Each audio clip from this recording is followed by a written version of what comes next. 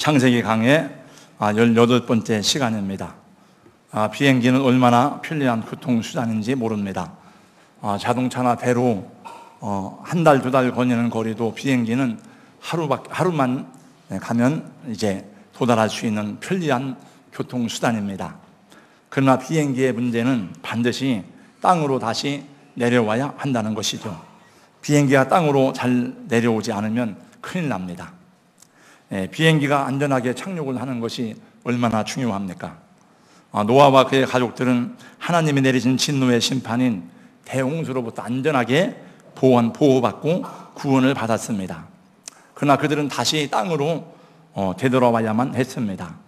그들은 홍수에서 살아남음으로써 에녹처럼 하늘나라로 올라간 것이 아닙니다.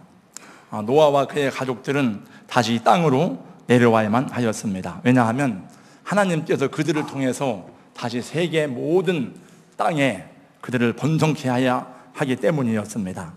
세상의 사람들을 다시 번성하게 하고 모든 나라와 민족의 조상이 되어야 했기 때문입니다.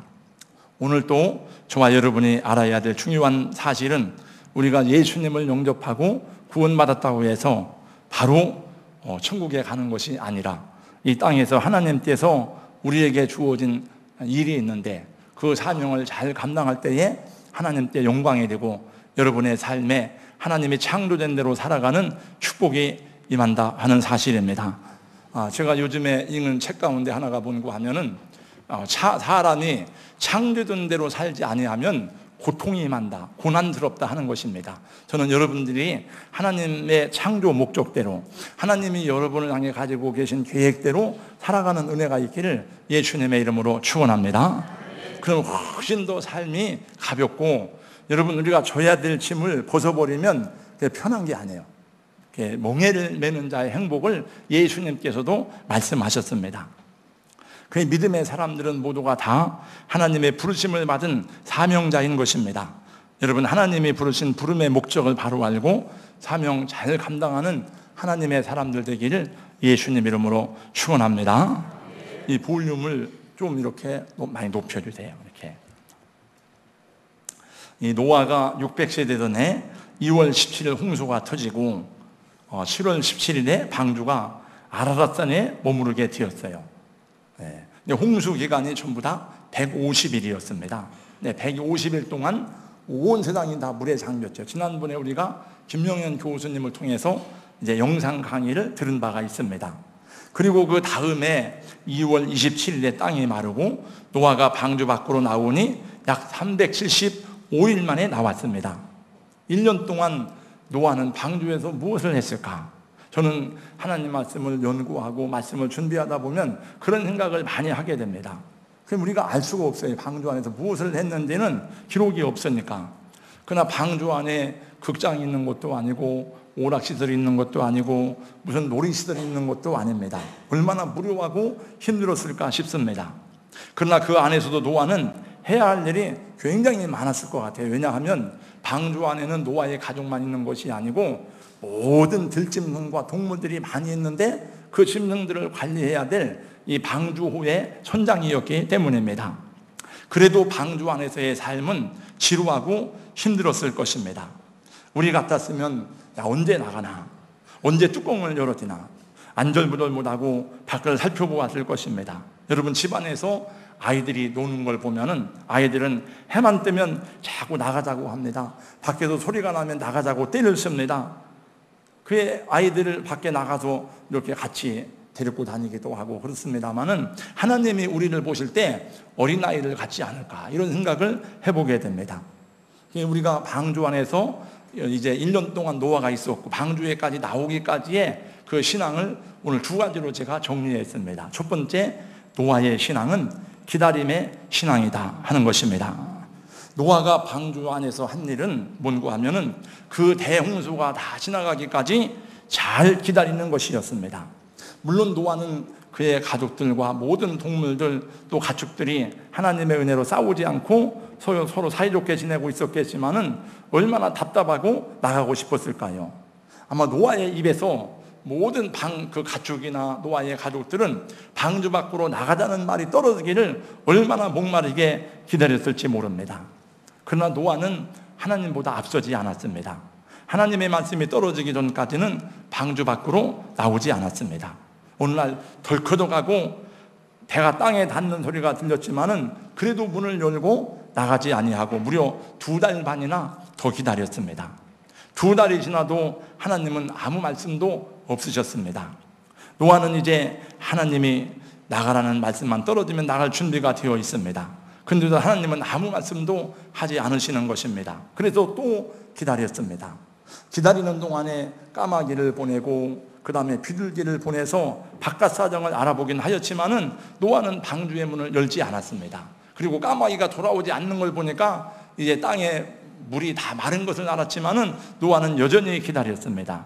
오늘 10절 말씀에 보니까 또 7일을 기다려, 12절 말씀에 보니까 그 뒤로 또 7일을 기다려 하고 기다린다는 말이 2번이나 나오는 것을 보게 됩니다. 노아는 자신이 서두르는 것보다 기다리는 것이 더 빠르다는 것을 알았습니다.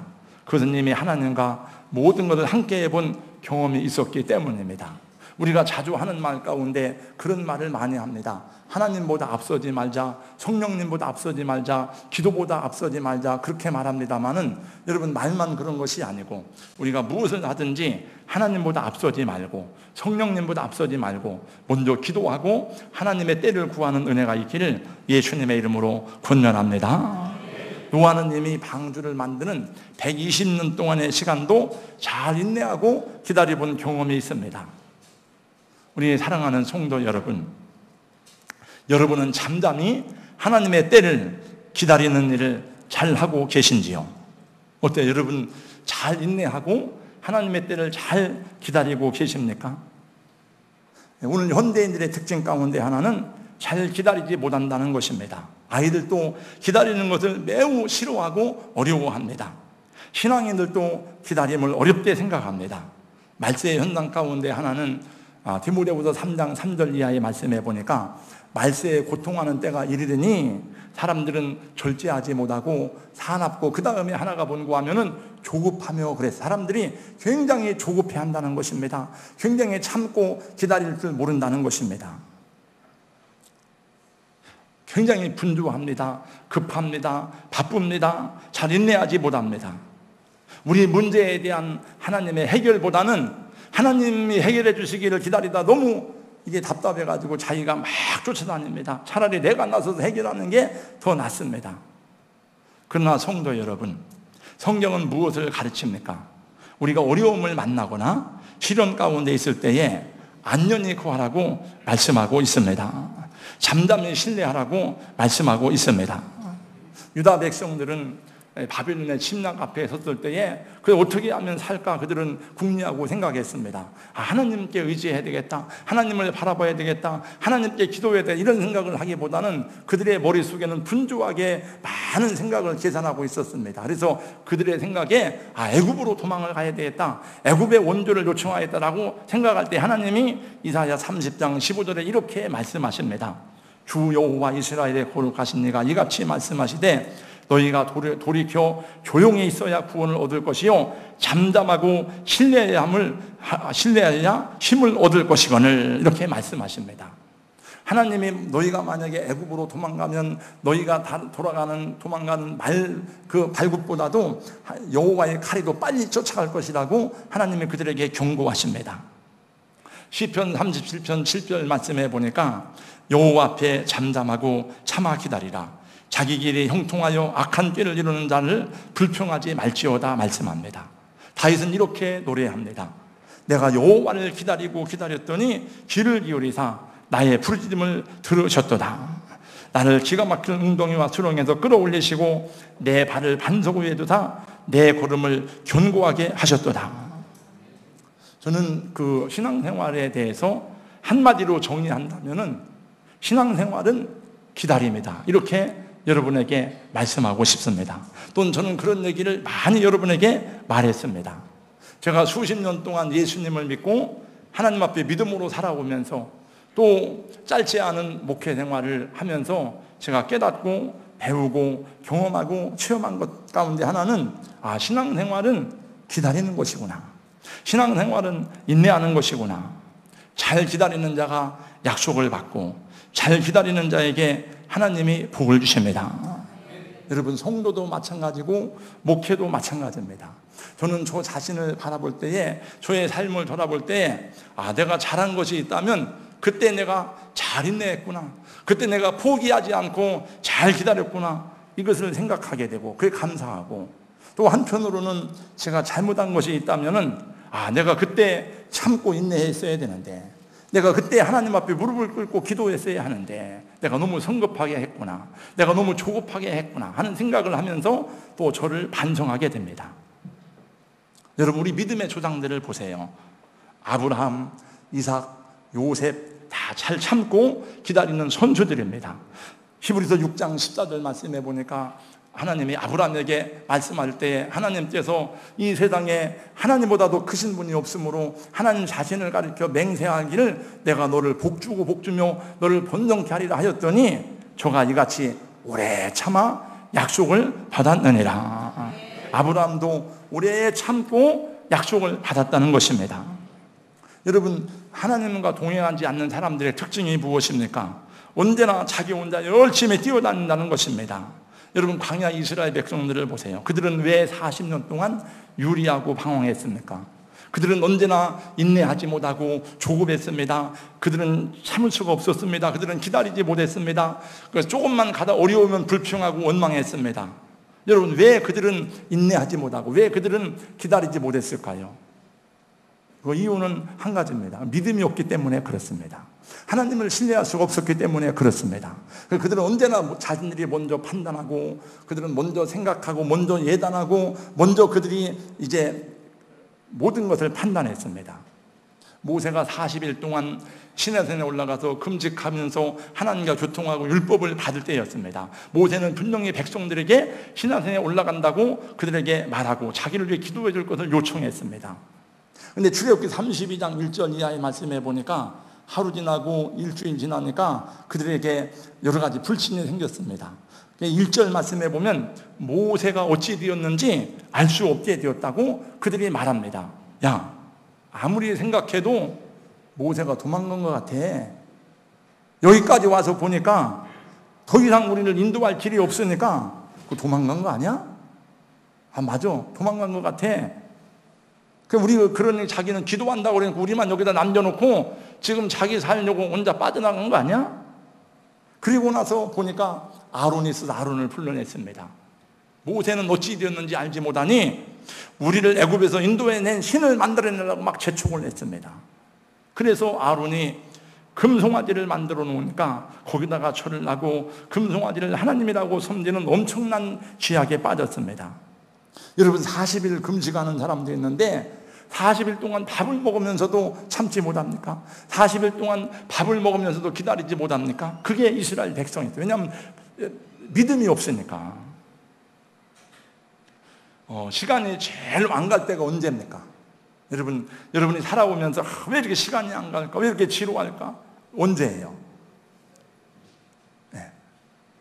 여러분, 금식해보세요. 장기 금식을 해보세요. 그러면 한 열흘 이상 금식하면은 잠이 안 와요. 잠이 안 오고 하루가 얼마나 긴지 모릅니다. 그래서 하나님의 사람들이 40일 금식하고 연단을 받으면서 인내를 배우게 되는 것을 보게 됩니다. 이 세상에서 잘 참고 잘 인내하시는 분이 누군지 아세요? 그분은 바로 하나님 아버지입니다. 하나님은 기다리고 참는데 선수입니다. 베드로서 3장 9절 말씀해 보니까 오래 참고 기다리시는 분이라고 말씀했습니다. 여러분, 누가복음 15장에 나오는 탕자의 비유 가운데 그 집 나간 아들을 기다리는 그 아버지가 누굽니까? 그분이 바로 하나님이잖아요. 예수님의 비유 가운데. 근데 저게 이제 저 그림이 탕자의 귀향이라는 렘브란트가 그린 그림인데 유명한 그림이죠. 그 전에 제가 저 그림을 한번 설명한 적이 있습니다. 근데 지금 이 시간에는 다 설명할 수 없지만 저기 보니까 아버지잖아요. 돌아온 아들을 감싸는 아버지인데 그 아버지를 자세히 보면은 눈이 멀었어요. 아들을 기다리다가 눈이 멀고 눈에 진물이 다 흐릅니다. 그러나 결국 그 아버지는 기다림의 끝에 그 아들을 만나게 되고 아들을 영접하게 되는 응답을 받게 됩니다. 노아는 여러 총황을 보아서 홍수가 그치고 땅이 말랐음을 알고 있었습니다. 까마귀와 비둘기를 통해 이제는 밖으로 나가야 된다는 것을 확인했습니다. 그럼에도 불구하고 노아는 일주일을 더 기다렸습니다. 왜냐하면 하나님의 말씀이 떨어지지 않았기 때문입니다. 여러분, 영원히 참는 것이 아닙니다. 영원히 기다리는 것이 아닙니다. 잘 인내하고 기다리다 보면 하나님께서 그 기회를 주시고 때를 열어주시는 줄로 믿습니다. 신앙생활 승리의 비결은 잘 기다리는 것입니다. 신앙생활 축복의 비결은 잘 참고 기다리는 것입니다. 할렐루야. 그 다음에 두 번째, 때가 되면 드디어 하나님께서 노아에게 말씀하셨어요. 15절로 17절까지를 다 같이 함께 읽습니다. 8장 15절부터 17절까지요. 다 같이요. 시작. 하나님이 노아에게 말씀하여 이르시되 너는 내 아내와 내 아들들과 내 며느리들과 함께 방주에서 나오고 너와 함께한 모든 혈육 있는 생물 곧 새와 가축과 땅에 기는 모든 것을 다 이끌어내라. 이것들이 땅에서 생육하고 땅에서 번성하리라 하시매. 하나님이 드디어 말씀하십니다. 노아야, 이제는 방주에서 나와라. 그리고 노아가 방주의 뚜껑을 열고 나오기 시작합니다. 노아의 가족들은 물론이고 동물들도 하나님의 명령을 따라서 방주에 들어갔고 하나님의 명령을 따라서 방주에서 나왔습니다. 근데 어떻게 나왔느냐? 들어간 그대로 나왔습니다. 여러분, 노아의 8식구 들어갔는데 8식구 한 사람도 병들거나 죽지 않고 다 살아나왔습니다. 거기 모든 동물과 육축과 짐승들이 하나도 죽지 않고 병들거나 없어지지 않냐고 다 그대로 나왔습니다. 나올 때의 모습을 보니까 18절 말씀에 보니까 노아의 가족들이 먼저 나오고 19절 말씀에 보니까 각종 짐승들이 종류를 따라 나오는 것을 보여주고 있는데, 종류를 따라 나왔다고 하는 것은 노아의 지시를 따라서 질서 있게 하나씩 나왔다는 것을 보여주는 것입니다. 여러분, 무슨 동물 같은 종류끼리는 서로 이렇게 의사소통을 하지만 무슨 동물들끼리 서로 언어가 있습니까? 지식이 있습니까? 약육강식의 세계에 무슨 그들 가운데 화평이 있습니까? 그러나 그들은 서로 싸우지 않았고 그들은 서로 잡아먹지 않고 종류대로 질서 있게 나왔습니다. 왜냐하면 하나님이 그렇게 명령하시고 하나님이 그렇게 역사하셨기 때문입니다. 모든 세계 자연 동식물들도 하나님이 창조하신 피조물이거든요. 모두가 다 하나님의 명령을 따라서 질서 있게 순종하고 있습니다. 성경에 보니까 하나님은 어지러움의 하나님이 아니요 질서의 하나님이시라고 말씀합니다. 하나님이 세상을 창조하실 때에도 순서에 따라 질서 있게 창조하셨고 우주 만물도 질서 있게 운행하도록 하셨습니다. 여러분, 예수님이 누가복음 9장 말씀해 보니까 베세다 광야에서 5,000명을 먹이실 때에도 그냥 막 대준 게 아니고 50명씩 질서 있게 앉으라고 명령하시고 빵을 나누어 주었습니다. 빵을 다 먹고 남은 다음에 배가 부를 때에도 야, 이제 다 배가 부르구나 흩어진 것이 아니고 주님은 말씀하시기를 남은 것을 모아 거두라고 명령하시니 12광주리가 잘 보관되고 정리되었습니다. 우리 삶에도 질서가 있어야 됩니다. 우리가 평생 배워야 되는 것 가운데 하나가 뭔지 아세요? 제가 여러분에게 말씀드린 적이 있습니다. 작년에 저희 교회에 우리 장로님들 임직을 하고 또 권사님들, 안전자님들 임직을 하길래 장로님들 이제 성경 공부하고 해야 하는데 뭘 해야 되는가 이런 생각을 하는데 저분들이 신앙생활을 저보다 더 많이 한 분도 계시고 그 다음에 지자훈련도 받은 분들도 계신데 뭘 해야 되는가 걱정을 하고 하는 중에 그 NCD 대표인 김한수 목사님을 만났더니 이러더라고요. 목사님, 평생 목사고 장로고 평생 받아야 되는 훈련이 있습니다. 그게 뭡니까? 그랬더니 성품 훈련입니다 그러더라고요. 제가 그래서 성품 훈련을 쭉 여기저기 알아보다가 그 김한수 목사님 소개로 작년에 IBLT를 다녀왔어요. 제가 작년에 가서 빌 가쇼드 박사에게 한 주간 동안 강의를 들었는데 아마 저는 목사이니까 많은 사람의 집회를 받기도 하고 강의를 듣기도 하고 공부도 하고 합니다만은 아마 이 하나님의 말씀을 삶 속에 적용하는 데 있어서 넌 그분처럼 탁월하게 가르치는 것을 제가 지금까지 별로 본 적이 없는 것 같아요. 그래서 제가 그 얘기를 많이 했습니다. 근데 그 중에 하나가 성품훈련인데, 그 성품훈련의 주제가 여러 개 있거든요. 분별력, 뭐 인내심, 뭐 여러 가지인데 그 중에 한 가지가 뭔가 하면은 정돈이에요. 정돈, 질서. 정돈이라는 말을 여러분 알죠? 정리정돈할 때 그 정돈을 말해요. 질서. 이제 그 여러 가지 내용들을 품성 달력을 만들어 가지고 다 이제 나눠주고, 제가 이것을 아마 여러분들에게 준 적도 있을 거예요, 아마. 근데 이제 이게 중요한 얘기입니다. 정도는 영적인 일입니다, 이게. 정리정돈을 잘하는 것은 영적인 일이다. 한번 다 저를 따라서 한번 해주세요. 정리정돈을 잘하는 것은 영적인 일이다. 네. 정돈을 배우면 삶의 우선순위가 세워집니다. 삶의 질서가 잡히게 됩니다. 그 결과로 우리 안에 평화가 찾아오게 돼요. 시간을 사용하는 일에 있어서, 돈을 사용하는 일에 있어서, 사람들의 관계를 맺는 일에 있어서 균형 있고 능률을 높여주는 역할을 하게 되는 것입니다. 여러분, 무당집에 가보신 적이 있는지요? 무당집에. 혹시 그냥 전문 안 치더라도 무당집에 구경 갈 수는 있을 것입니다. 가보세요. 뭔가 음산하고 어지럽고 산만하게 널려져 있습니다. 그리고 어둡습니다. 음침합니다. 굉장히 요란합니다. 왜 그렇습니까? 그건 귀신을 섬기기 때문에 그래요. 성경에 귀신에 대해서 항상 뭐라고 나오는 건, 귀신이 나올 때마다 그 앞에 붙는 수식어가 있는데, 더러운 귀신 나와요. 더러운 귀신이. 귀신은 더러운 것입니다. 여러분, 왜 하나님의 영은 성령입니까? 하나님의 영은 거룩한 영이기 때문에 그렇습니다. 하나님의 영이 임하면 빛이 임합니다. 어둠이 떠나갑니다. 마음이 밝아집니다. 마음이 밝아지면 얼굴이 밝아집니다. 얼굴이 밝아지고 기쁘면 주변에도 기쁨을 줍니다. 가정이 기쁩니다. 교회가 화평합니다. 그 사람이 가는 곳에 질서가 있습니다. 평화가 있습니다. 사랑이 있습니다. 감사가 있습니다. 성령의 열매를 맺게 되는 줄로 믿습니다. 그래서 질서가 있는 거예요. 여러분, 주변을 보세요. 주변을. 예수님이 성전에서 분노하시면서 돈 바꾸는 자들의 상을 막 뒤집어 엎으셨습니다.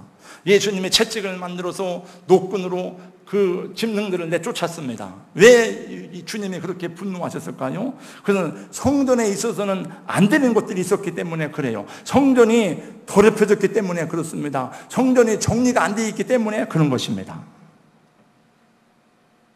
고린도 14장 33절 말씀에 보면, 하나님은 어지러움의 하나님이 아니시오 오직 화평의 하나님이시니라 말씀했습니다. 하나님은 질서의 하나님이십니다. 하나님은 평화의 하나님이십니다. 여러분, 그 신앙생활에도 질서가 필요합니다. 하나님께서 교회의 지도자들의 권위에 복종하라고 말씀하시는 것도 그 이유 때문입니다. 여러분, 왜 가정에서 아내들이요 남편에게 순종하라고 왜 그렇게 말씀한 그것도 가정의 질서를 위한 것입니다. 저는 여러분들의 가정이 하나님이 창조하신 질서대로 움직여지는 그런 가정들이 되기를 소원하고, 그런 가정이 될 때 여러분의 가정이 균형이 있고 조화가 있고 복을 받게 될 줄로 믿습니다.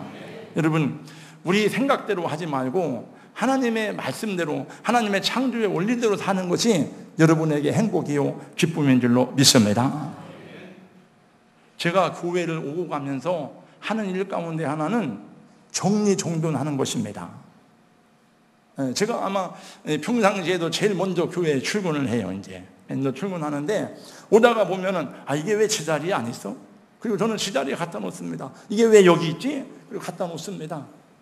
그리고 아침에 이제 그 청소차가 와서 청소를 다 쓰레기를 쳐가면은 나머지 찌꺼기들이 있으면 그냥 제가 그거를 쓰레기 봉투에 담진 않아도 저는 이 밖에 나가서 그냥 이렇게 대빗자루로 해서 그걸 모아놓습니다. 모아놓으면은 나중에 어떤 분이 와서, 청소하는 분이 와서 그걸 쳐가더라고요. 이게 왜 이렇게 지저분하지? 보는 대로 손을 댑니다. 아마 저만 그런 것이 아니고 우리 집사님들 가운데, 권사님들 가운데, 장로님들 가운데서도 보는 대로 이렇게 그걸 정리하는 분들이 있어요. 그래서 정리가 잘 돼 있습니다. 한번 여러분 밑에 화장실에 가서 도구실에 보세요. 정리가 얼마나 잘 돼 있는지. 저는 누가 해놨는지를 알아요, 그거를. 근데 그게 와서 천사가 와서 한 게 아니에요. 물론 그분이 천사일 수도 있지만은 하나님 와서 한 게 아니에요. 그전엔 보면 막 그 뭐 하나 찾으려고 그러면 알 수가 없어요. 알 수가 없어요. 제가 요 뒤에서 무슨 일을 하려고 십자드라이버 하나 찾아라고 했더니 십자드라이버가 없어, 교회. 뭐 정리된 게 없어요. 다 그런 건 아니지만은. 제가 그 전에 얘기를 했어요. 이렇게 이걸 주면서 정돈하는 것이 영적인 일입니다. 여러분, 주변이 산만하면은 마음도 혼란해요. 오늘날 사람들이 우울하다, 복잡하다, 불안하다. 왜 그런지 아세요? 사회가 혼란해서 그런 겁니다. 주변이 혼란해서 그래요. 성령의 역사보다 여러분 악령의 역사가 많아서 그런 겁니다. 이 공기도 흐름이 있거든요. 이게. 우리는 더 성령 충만해야 되는 줄로 믿습니다.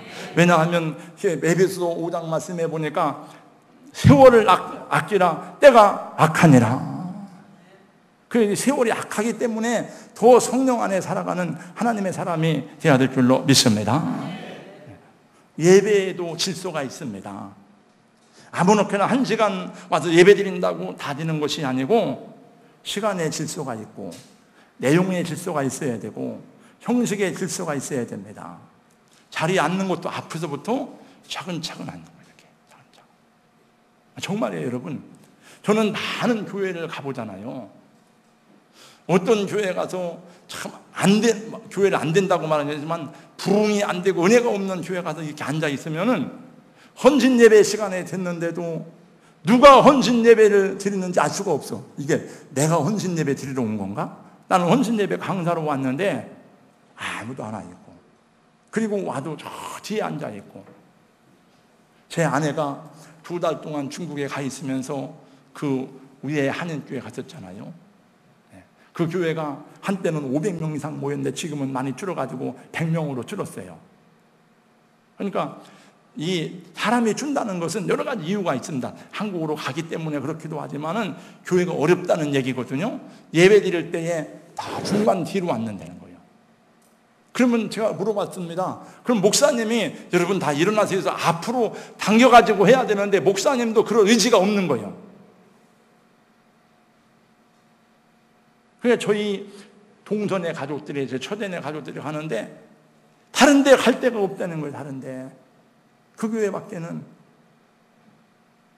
여러분, 그게 행복한 신앙생활입니까? 그게 아니잖아요. 우리가 그렇다는 뜻이 아닙니다.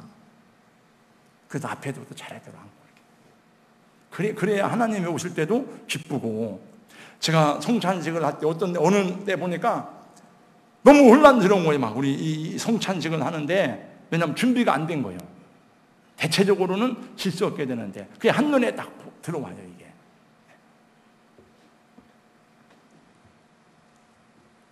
여러분, 우리 아이들에게 이거 가르쳐야 됩니다. 정말이에요. 그래야 그 아이들이 바른 삶을 살게 되고 시집가고 장가가서도 잘 살 수 있어요. 우리 사랑하는 성도 여러분, 하나님은 누구든지 다 받아주시고 다 영접하십니다. 우리가 어떤 죄인이었든지 우리 상태가 어떤 상태였든지 하나님이 받아주시 못할 죄인은 없어요. 내 모습 이대로 주 받으옵소서. 하나님은 다 우리를 받아주십니다. 그러나 어떻게 살든지 하나님께서 계속 나를 그대로 받아달라고 하는 것은 하나님을 모욕하는 것입니다. 어제도 오늘도 예수 믿고 계속 집사가 되어도 목사가 되어도 내 모습 이대로 주 받으옵소서. 그것은 하나님이 기뻐하는 게 아니에요. 우리가 하나님 앞에 올 때는 어떤 모습으로 왔든지 하나님이 다 받아주시지만은 하나님의 자녀가 되었는데 이제는 당신의 형상을 이룰 때까지 이루기 위해서 우리를 만들어 가시는 것입니다. 왜? 하나님의 거룩한 뜻을 이루게 하는, 그것이 우리의 복이요 축복이요 행복인 줄로 믿습니다.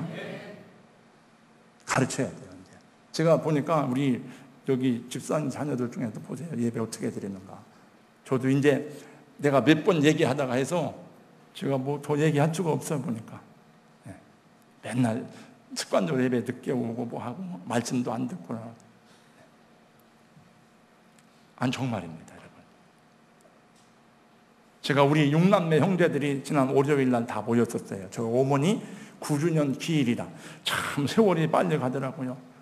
우리 어머니 같이 여기서 신앙생활하고 예배드리고 했는데 돌아가신 지가 벌써 9주년이에요. 난 그래서 9주년도 모르고 제가 물어봤어요. 우리 아내한테 지금 몇 주년이요? 그러니까 9주년이라고 그래요. 벌써 세월이 이렇게 지났는가. 저희 6남매 형제들이 다 자녀들이 다 둘 셋이에요. 다 둘 셋. 제가 물어봤습니다. 저보다 대부분 위이니까 대용이는 어떻게 살아? 다 알지만 참 그 다음에 또 대운이 어떻게 살아? 그러는데 여러분, 학교는 진짜 우리 조카 가운데 하나는 걔는 공부를 얼마나 못하는지 세상에 지방대도 갈 데가 없어요. 홍성에 있는 학교로 가요. 홍성에 이름도 몰라. 저는 대학을 얼마나 공부를 못하는지. 임채학이 미경이 오빠. 예. 한 가지 잘하는 거. 그래도 교회는 잘 나가냐. 아버지가 볼 때, 예, 넌 신학교나 가라. 그거 말이 안 되잖아요, 여러분. 왜 공부 잘하는 사람을 신학교 가라고 해야지. 왜 공부 못하는 신학교라. 근데요, 여러분 보세요. 걔가, 난 그 참 귀족이요. 그 집에 백도 없어요. 모르네 시장에서 기름 장사하던 사람이에요. 걔가 서울 보증보험회사에 다니는데, 자, 애 셋 낳고 교회 집사 돼가지고 얼마나 행복하게 사는지 몰라. 근데 걔 동생은, 채원이는 여지껏 결혼도 안 했어. 36인데. 근데 공부 잘한다고 성공하는 게 아니더라니까. 우리는 알 수 없어요, 여러분. 정말이에요. 네. 여러분, 동창회 가보세요. 물론, 보편적으로 공부를 잘하는 사람이 출세하게 되어 있지만 꼭 그런 것만 아니야. 근데 공부도 잘하고 이런 것도 잘 가르치고. 그래서 기왕이면 우리 크리스찬들 아니에요, 크리스찬. 여러분, 우리가 하나님 앞에 복되고 바르게 살아야 하나님께 영광이 되고 우리도 하나님을 찬양하고 기쁨이 되지 않겠습니까? 네. 그 따위로 예배드리고 하는 걸 다 벗어버리세요. 예. 왜 그걸 못하면 이렇게 가르쳐 주는데. 저는 그런 생각을 해봐요. 저는 우리 시골에 사는 동안에 살 때에 우리는 무슨 비전이 없어서 소망이 없었어요. 다 서울 가서 공장 기술 배워가지고 공장에 가서 돈 버는 거, 이게 다 우리의 소원이었어요. 만약에 제가 교회 다니고 교회에서 전도사님이 목사님이 야 너는 요셉의 얘기를 가르쳐주고 너는 요셉처럼 꿈을 가져라, 너는 뭐라 그랬더라고 하면은 저는 아마 어려서부터 제가 그런 꿈을 가지고 살았더라면은 저는 지금보다 훨씬 더 큰 사람이 됐을 거예요, 아마. 근데 아무도, 부모님들도 교회도 없고 그러니까 아무도 가르쳐주는 사람이 없었어. 다 그때는 크면은 초등학교, 중학교 졸업하고 서울 구로공단에 가서 취직하는 거예요. 기술 배우는 거예요, 다. 네. 근데 저는 참 다행스럽게도 저희 누님들이 위로 줄줄이 있어가지고 서울 가서 일하다 보니까 너무 힘들고 어려우니까 야, 사람은 공부해야 되는구나. 그걸 깨달아가지고 그래 저를 우리 누님들이 공부를 시켰어요. 네. 여러분, 하나님 잘 믿고 말씀대로 살면, 창조된 대로 살면 복을 받고 형통하고 행복할 줄로 믿습니다. 순종하세요. 말씀을 실천하시기 바랍니다. 할렐루야. 거룩하신 우리 하나님 감사합니다. 오늘 또 노아에 대해서 배웠습니다. 그 하나님께서 온 세상을 심판하실 때에 왜 노아와 그의 가족만 구원했습니까? 노아의 믿음을 보시고 노아의 중심을 보시고 그를 구원하셨을진데, 아버지, 이 패어가고 죄 많은 세상에서도 하나님이 우리를 택하신 목적을 분명히 알고 우리 하나님 창조의 목적대로 살아가는 하나님의 아들, 딸들이 되게 하여 주시옵소서. 하나님, 거룩하신 우리 주님, 우리 안에서 역사하여 주시옵시고 성령의 지배를 받는 사람, 마음도 밝고 얼굴도 밝고 그 많은 사람에게 용기와 기쁨과 희망을 주는 하나님의 사람들이 되게 하여 주시옵소서. 하나님, 우리가 복을 받고 우리 자녀들에게 이 믿음을 전수해 주므로 우리 주님 열방이 너를 복되다 하리라고 하는 약속의 말씀에 실현되는 하나님의 복된 가정, 복된 자녀들 되게 하여 주시옵소서. 예수님 이름으로 감사하며 기도하옵나이다. 아멘.